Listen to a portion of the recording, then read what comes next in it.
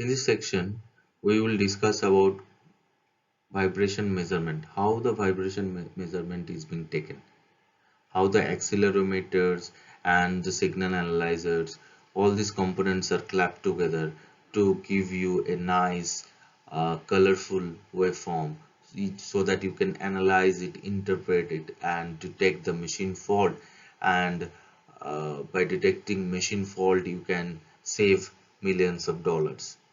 So before going into the vibration measurement techniques, we need to know that which machines require the vibration monitoring. It is always best to cover all the machines or all the equipment in your plant under the vibration monitoring, but vibration monitoring is obviously costly affair, or maybe even if not very high cost, but some amount of cost is involved, because you need to buy the analyzers, you need to hire the manpower to take the reading at a particular interval, and you need expert who can analyze this data. So now obviously there should be a cost versus your requirement balance. So let's see what are the criteria uh, to use a machine for vibration monitoring. Machine should be expensive, lengthy, or difficult to repair. Machine that are critical to production or general plant operations. Machine that are known to frequently suffer damage. Machine that are being evaluated for their reliability, or machine that affect the human or environmental safety. So this can be some sort of guideline that make you prepare the list of the machine that should be included in the vibration monitoring route. But these are not very firm guidelines.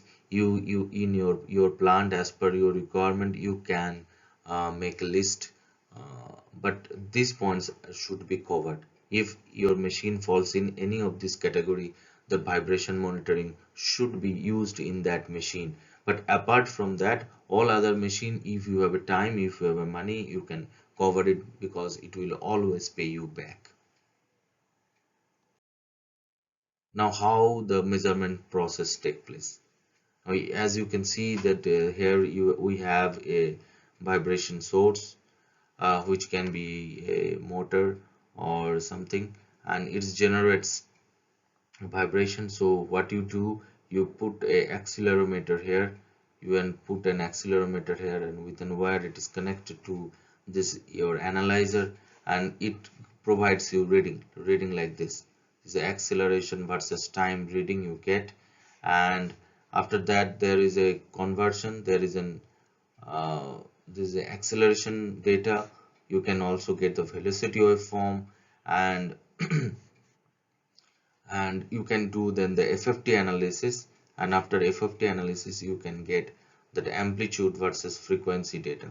And all this data, this acceleration data, this velocity spectrum, you can see and analyze it, and you can draw effective conclusion about the machine's health.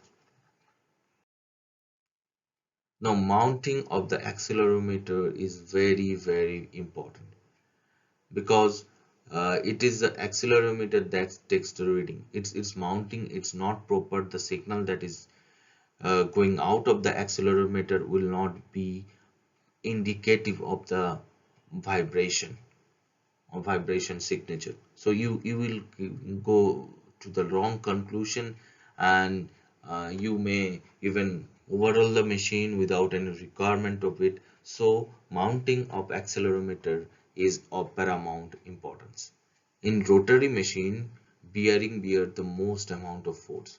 So bearing is the place where the symptom of failure is first developed. So accelerometer should be placed as close as possible. So there are certain thumb rules for mounting of accelerometer. The point number one is accelerometer should be as close as possible to the bearing, because bearing is the place where you can expect the incipient failures to be detected. Rule number two is accelerometer should be firmly attached to the vibration surface. By firmly, I mean that it should not fall down in the process of taking the measurement. So if you have a flat surface like this, you can always mount your accelerometer like this. And if you have a round surface, you should have your should be mounted like this. There are certain pads that is used to fix it on the round surface.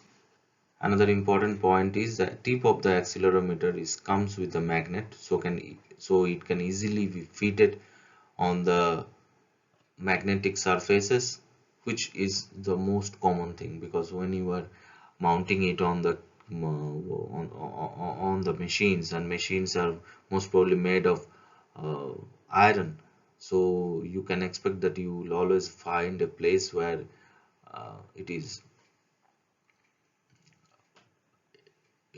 magnetic. And the most of the manufacturer of the assets also aware of this thing, that vibration monitoring will happen in the plant. So we need certain surfaces close to the bearing and other sections that should be magnetic, so that the accelerometer can be properly mounted.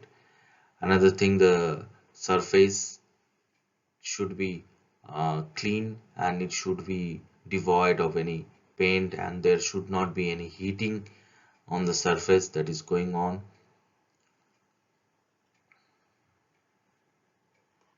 So now let's see what is the rule number 3. Rule number 3 that we have already told you that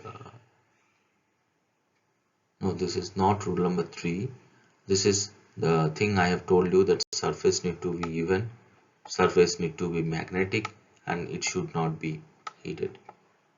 Now, rule number 3 is the orientation of the accelerometer. Orientation of the accelerometer should be proper. You have a bearing here, like it is going on, and you have like this. Now, this is where the bearing is, your bearing is, and you need to mount it either like vertically, or you need to mount it like it is horizontally.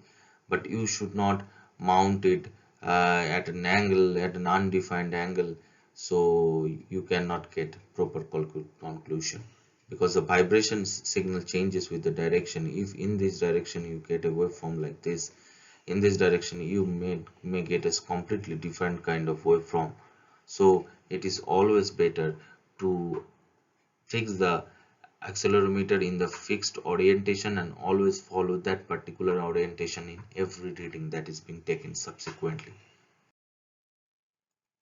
For same accelerometer in the same location, so with the change of the accelerometer, you can expect there is certain amount of drift or certain kind of calibration error that may be present. So it is always better that same accelerometer is being used in the same location every time the reading is being taken.